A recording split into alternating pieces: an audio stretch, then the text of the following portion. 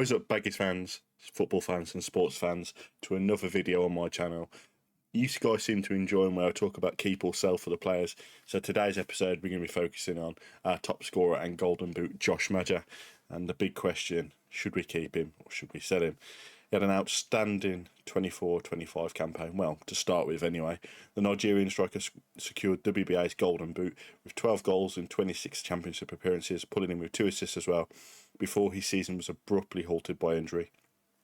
We'll dig deeper into his performance, underlying stats, the injury fallout, transfer rumours, and ultimately weigh up whether the club should cash in now or keep him for Hunt to that promotion.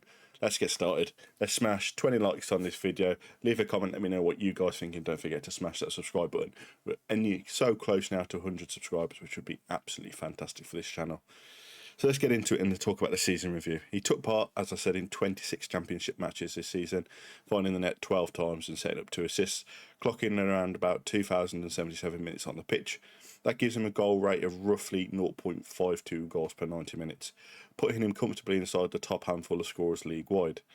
He also delivered 14 goal involvements, averaging 0.61 per 90, showcasing he's not just a one-dimensional finisher.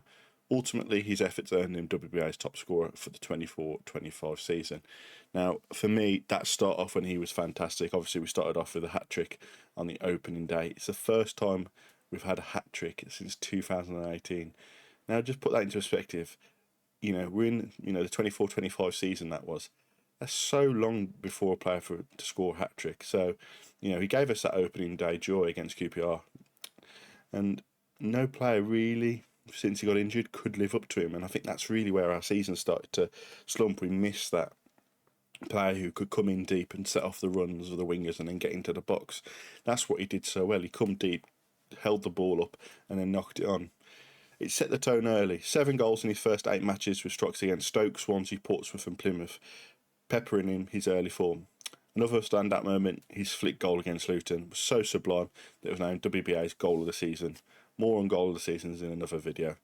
Capturing the flair he brings to the matches. Now, as I mentioned, he's a flair player. He's nice, he's tricky, he's skillful, but he also knows how to find the back of the net, and he can bring other players into the match, which is why I think he's crucial for us, and I think why he could just be great to work with DK. Now, we haven't seen those two together, but could you imagine DK and Maja playing off each other with Fellows and Johnson on the wing? How fantastic would that be? I think those two would work really, really well together.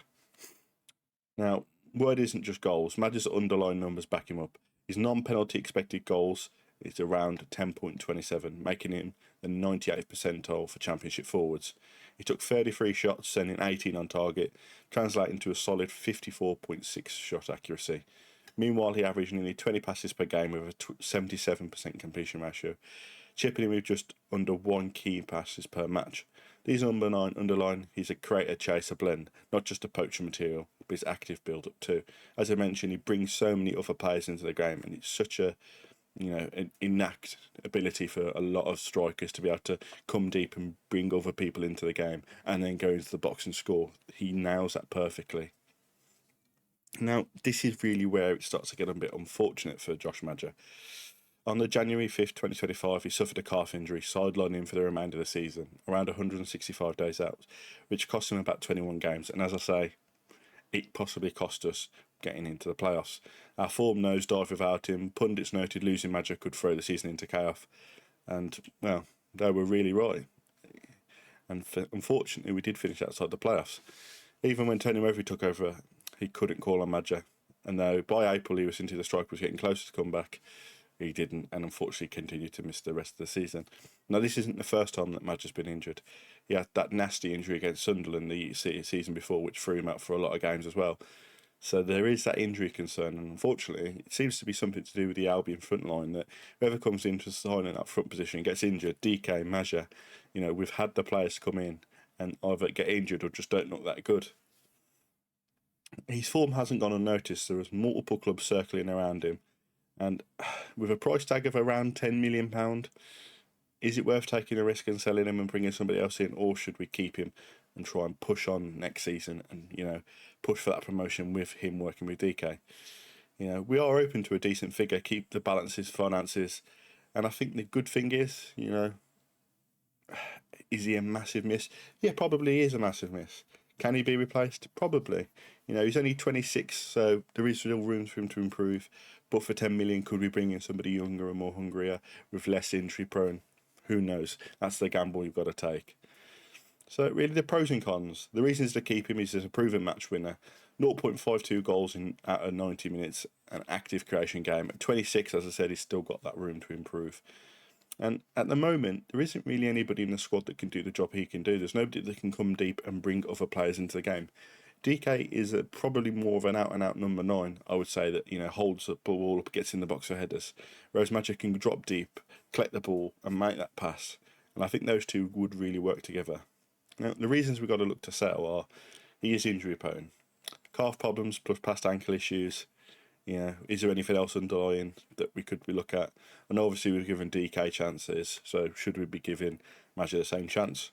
At 10 million, it could improve our financial reinvestment massively, and you know we could probably do with that in a few areas. So, do we, you know, risk losing somebody to strengthen our other areas?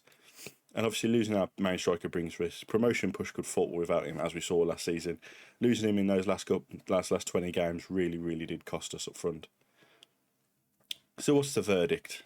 For me, if West Brom can safeguard his fitness, investing in smarter load management and rehab and reliable backup, and keeping Maja offers the best long-term value, he's the only striker in the squad proven to deliver championship goals.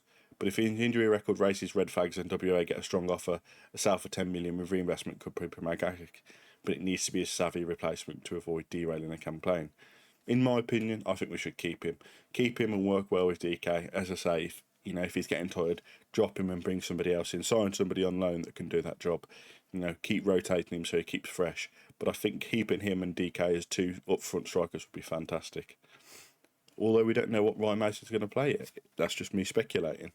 What do you think, Baggies fans? Do we bank the 10 million and rebuild, or back Maja to stay fit and fire us to promotion? Drop your thoughts in the comment section down below. Hit the like button if you enjoyed the breakdown and subscribe for more WBA insights and opinions. Thanks for watching, and up the Baggies.